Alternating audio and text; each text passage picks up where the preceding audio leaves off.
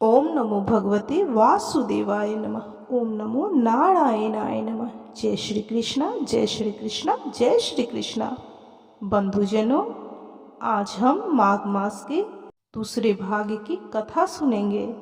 यदि आपने पहले भाग नहीं सुना है तो उसको जरूर सुने। तो चलिए आज हम दूसरे भाग की कथा सुनते हैं। तो बोलिए जय श्री कृष्णा, जय श्री कृष्णा, जय श्री कृष्णा। वशिष्ठ जी कहते हैं, राजन, मैं माघ मास का प्रभाव बतलाता हूँ, सुनो। इसे भक्ति पूर्वक सुनकर मनुष्य सब पापों से मुक्त हो जाता है। प्राचीन रथंतर कल्प के सतयुग में कुत्स नामक एक ऋषि थे जो ब्रह्मा जी के पुत्र थे। वे बड़े ही तेजस्वी और निष्पाप थे। उन्होंने कदर्म ऋषि की सुंदरी कन्या के साथ विधि पूर्वक विवाह किया। उसके गर्भ से मुनि के वत्स नामक पुत्र हुआ जो वंश को बढ़ाने वाला था। वत्स की 5 वर्ष की अवस्था होने पर पिता ने उनका उपनयन संस्कार करके उन्हें गायत्री मंत्र का उपदेश दिया। अब वे ब्रह्मचर्य का पालन करते हुए भृगुकुल में निवास करने लगे। प्रतिदिन प्रातःकाल और सायंकाल अग्निहोत्र, तीनों समय स्नान और भिक्षा के अन्न का भोजन करते थे। इंद्रियों को काबू में रखते थे। काला मृग चर्म धारण करते और सदा स्वाध्याय में संलग्न रहते थे। पैर से लेकर शिखा तक लंबा पलाशका डंडा जिसमें कोई छेद न हो लिए रहते थे। उनके कटी भाग में मुंज की मेखला शोभा पाती थी। हाथ में सदा कमंडलू धारण करते, स्वच्छ कौपीन पहनते, शुद्ध भाव से रहते और स्वच्छ यज्ञों जो पवित्र धारण करते थे। उनका मस्तक समिधाओं की भस्म से सुशोभित था। वे सबके नयनों को प्रिय जान पड़ते थे। प्रतिदिन माता पिता, गुरु, आचार्य, अन्यान्य बड़े बूढ़ों, सन्यासियों तथा ब्रह्मवादियों को प्रणाम करते थे। बुद्धिमान वत्स ब्रह्म यज्ञ में तत्पर रहते थे और सदा शुभ कर्मों का अनुष्ठान किया करते थे। वे हाथ में पवित्री धारण करके देवताओं, ऋषियों और पितरों का तर्पण करते थे। फूल, चंदन और गंध आदि को कभी हाथ से छूते भी नहीं थे। मौन रहकर भोजन करते, मधु, पिनियाक और खारा नमक नहीं खाते थे। खड़ाव नहीं पहनते थे तथा सवारी पर नहीं चढ़ते। शीशे में मुंह नहीं देखते। दंत धावन, तंबाकू और पगड़ी आदि से परहेज रखते थे। नीला, लाल तथा पीला वस्त्र, खाट, आभूषण तथा और जो वस्तुएं ब्रह्मचर्य आश्रम के प्रतिकूल बताई गई है उन सब का वे स्पर्श तक नहीं करते थे। सदा शांत भाव से सदाचार में ही तत्पर रहते थे। ऐसे आचरणवान और विशेषतः ब्रह्मचर्य पालन करने वाले वत्स मुनि सूर्य के मकर राशि पर रहते माघ मास में भक्ति पूर्वक प्रातः स्नान करते थे। वे उस समय विशेष रूप से शरीर की शुद्धि करते थे। आकाश में जब इन्हें गिने तारे रह जाते थे उस समय ब्रह्म वेला में तो वे नित्य स्नान करते थे और फिर जब आधे सूर्य निकल आते उस समय भी माघ का स्नान करते थे। वे मन ही मन अपने भाग्य की सराहना करने लगे। अहो, इस पश्चिम वाहिनी कावेरी नदी में स्नान का अवसर मिलना प्रायः मनुष्यों के लिए कठिन है, तो भी मैंने मकरार्क में यहाँ स्नान किया। वास्तव में मैं बड़ा भाग्यवान हूँ। समुद्र में मिली हुई जितनी नदियाँ हैं उन सब का प्रवाह जहाँ पश्चिम से या उत्तर की ओर है उस स्थान का प्रयाग से भी अधिक महत्व बतलाया गया है। मैंने अपने पूर्व पुण्यों के प्रभाव से आज कावेरी का पश्चिमगामी प्रवाह प्राप्त किया है। वास्तव में मैं कृतार्थ हूँ, कृतार्थ हूँ, कृतार्थ हूँ। इस प्रकार सोचते हुए वे प्रसन्न होकर कावेरी के जल तीनों काल स्नान करते थे। उन्होंने कावेरी के पश्चिमगामी प्रवाह में 3 साल तक माघ स्नान किया। उसके पुण्य से उनका अंतःकरण शुद्ध हो गया। वे ममता और कामना से रहित हो गए। तदंतर माता पिता और गुरु की आज्ञा लेकर वे सर्व पाप नाशक कल्याण तीर्थ में आ गए। उस सरोवर में भी 1 मास तक माघ स्नान करके ब्रह्मचारी वत्स मुनि तपस्या करने लगे। राजन, इस प्रकार उन्हें उत्तम तपस्या करते देख भगवान श्री हरि विष्णु प्रसन्न होकर उनके आगे प्रत्यक्ष प्रकट हो गए और बोले, हे महाप्राग मृगशृंग, मैं तुम पर प्रसन्न हूँ। यूं कहकर भगवान श्री हरि विष्णु ने पुरुषोत्तम ने उनके ब्रह्मारंध मस्तक का स्पर्श किया। तब वत्स मुनि समाधि से विरत हो जाग उठे और उन्होंने अपने सामने ही भगवान श्री हरि विष्णु को प्रत्यक्ष उपस्थित देखा। वे सहस्त्र सूर्यों के समान तेजस्वी कौस्तुभ मणि रूप आभूषण से अत्यंत भासमान दिखाई देते थे। तब मुनि ने बड़े वेग से उठकर भगवान श्री हरि विष्णु को प्रणाम किया और बड़े सुंदर भाव से सुंदर स्तुति की। भगवान ऋषिकेश की स्तुति और नमस्कार करके वत्स मुनि अपने मस्तक पर हाथ जोड़े और चुपचाप भगवान के सामने खड़े हो गए। उस समय उनके नेत्रों से आनंद के आंसू बह रहे थे और सारे शरीर में रोमांच हो आया था। तब भगवान श्री हरि विष्णु ने कहा कि हे मृगशृंग, तुम्हारी इस स्तुति से मुझे बड़ी प्रसन्नता हुई है। माघ मास में इस सरोवर के जल में जो तुमने स्नान और तप किए हैं, इससे मैं बहुत संतुष्ट हूँ। हे मुनिवर, तुम निरंतर कष्ट सहते सहते थक गए हो। दक्षिणाओं सहित यज्ञ, दान, अन्याय, नियम तथा यमों के पालन से भी मुझे उतना संतोष नहीं होता जितना माघ मास के स्नान से होता है। पहले तुम मुझसे वर मांगो, फिर मैं तुम्हें मनोवांछित वस्तु प्रदान करूंगा। हे मृगशृंग, तुम मेरी प्रसन्नता के लिए मैं जो आज्ञा दूं उसका पालन करो। इस समय तुम्हारे ब्रह्मचार्य से जिस प्रकार ऋषियों को संतोष हुआ है, उसी प्रकार तुम यज्ञ करके देवताओं को और संतान उत्पन्न करके पितरों को संतुष्ट करो। मेरे संतोष के लिए ये दोनों कार्य तुम्हें सर्वथा करने चाहिए। अगले जन्म में तुम ब्रह्मा जी के पुत्र महाज्ञानी ऋभु नामक जीवंत मुक्त ब्राह्मण होगे और निदाथ को वेदांत वाक्य जन ज्ञान का उपदेश करके पुनः परम धाम को प्राप्त हो जाओगे। मृगशृंग बोले कि हे देवेश्वर, संपूर्ण देवताओं द्वारा वंदित जगन्नाथ, हे श्री हरि विष्णु, आप यहाँ सदा निवास करें और सबको सब प्रकार के भोग प्रदान करते रहें। आप सदा सब जीवों को सब तरह की संपत्ति प्रदान करें। हे भगवान, यदि मैं आपका कृपा पात्र हूँ तो यही वर दें। यही एक निवेदन है, देने की कृपा करें। हे कमल नयन, चरणों में पड़े हुए भक्तों का दुख दूर करने वाले अच्युतम, आप मुझ पर प्रसन्न हुए। शरणागत वत्सल, मैं आपकी शरण में आया हूँ।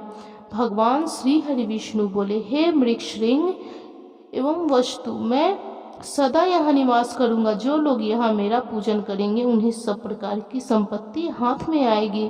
विशेषतः जब सूर्य मकर राशि पर हो, उस समय इस सरोवर में स्नान करने वाले मनुष्य सब पापों से मुक्त होकर मेरे परम पद को प्राप्त होंगे।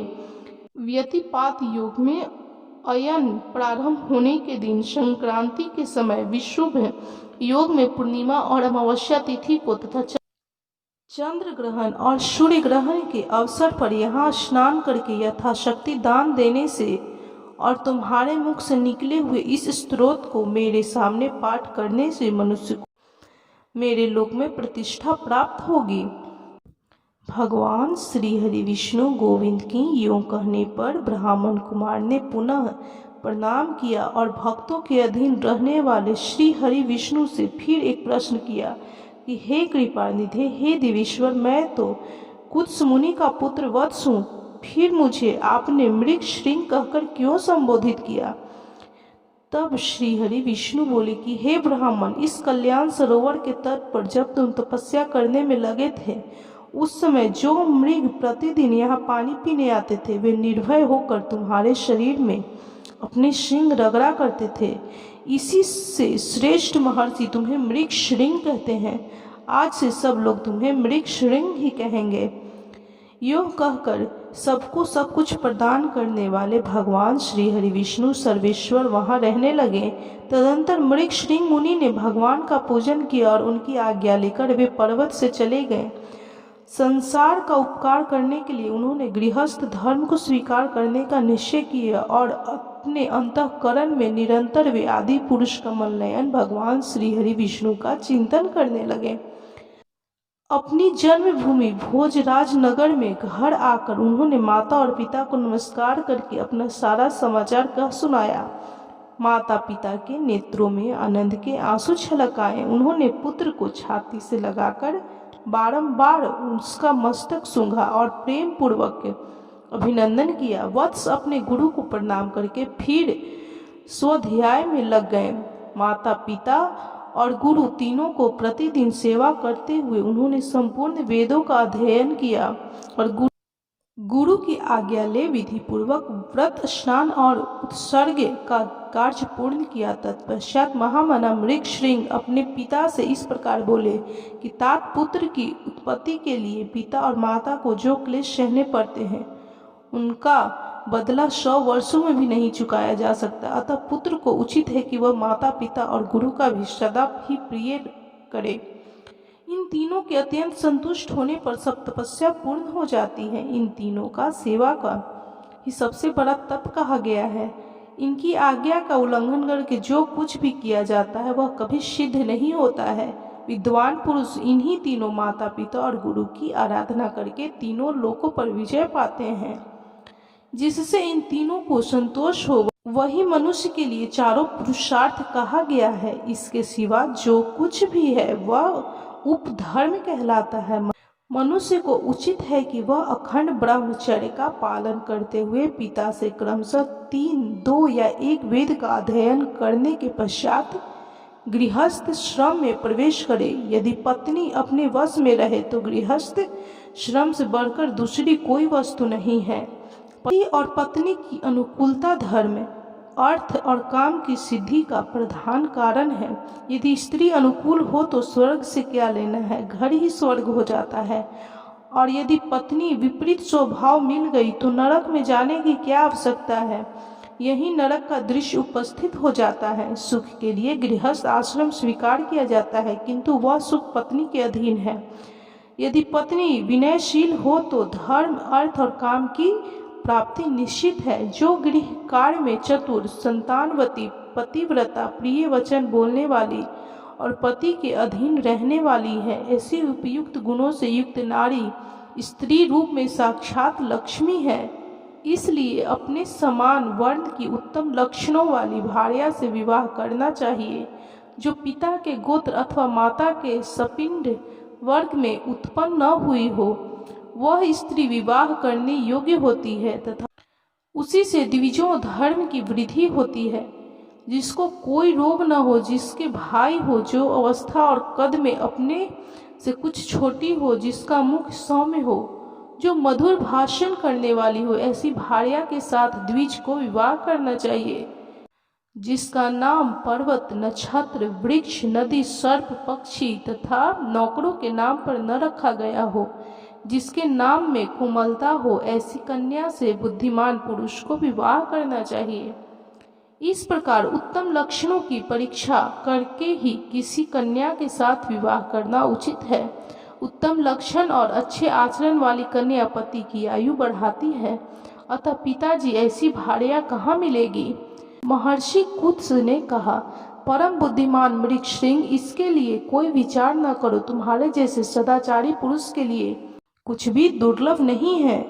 जो सदाचारहीन, आलसी, माघ स्नान न करने वाले, अतिथि पूजा से दूर रहने वाले, एकादशी का उपवास न करने वाले, महादेव जी की भक्ति से शून्य, माता पिता भक्ति न रखने वाले, गुरु को संतोष न देने वाले, गौओं की सेवा से विमुख, ब्राह्मणों का हित न चाहने वाले, यज्ञ, होम और श्राद्ध न करने वाले, दूसरे को न देकर अकेले खाने वाले, दान, धर्म और शील से रहित तथा अग्निहोत्र न करके भोजन करने वाले हैं। ऐसे लोगों के लिए ही वैसी स्त्रियां दुर्लभ हैं।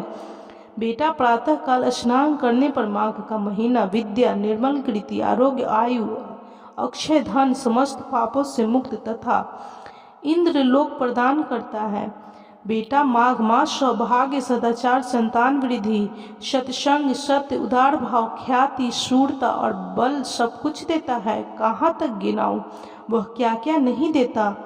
पुण्यात्मन, कमल के समान नेत्रों वाले भगवान श्री हरि विष्णु माघ मास स्नान करने पर तुम पर बहुत प्रसन्न है। वशिष्ठ जी कहते हैं कि राजन, पिता के ये सत्य वचन सुनकर मृगश्रृंग मुनि मन ही मन बहुत प्रसन्न हुए। उन्होंने पिता के चरणों में मस्तक झुकाकर पुनः प्रणाम किया। दिन रात वे अपने हृदय में श्री हरि विष्णु का चिंतन करने लगे। तो बंधुजनों, बोलिए ओम नमो भगवते वासुदेवाय नमः, ओम नमो नारायणाय नमः। जय श्री कृष्णा, जय श्री कृष्णा, जय श्री कृष्णा। बंधुजनों, आपको यह माघ मास स्नान महात्म्य का दूसरा भाग कैसा लगा कमेंट जरूर करें। और अगर आपने पहला भाग नहीं देखा हो तो उसे भी जरूर देखें। और अब इसके आगे तीसरा भाग आएगा, उसे भी जरूर देखिएगा। और यदि अच्छा लगा हो यह वीडियो तो कमेंट जरूर करें। और जितना हो सके इस कथा को, इस माघ मास महात्म्य को शेयर कीजिए। यदि आपके द्वारा इस कथा महात्म्य का महात्म्य कोई और सुनेगा तो उसका पुण्य फल भी आपको जरूर प्राप्त होगा। यदि यह वीडियो आपको अच्छा लगा हो तो कमेंट करें और लाइक कीजिए, शेयर कीजिए और चैनल को सब्सक्राइब करना बिल्कुल भी ना भूलें।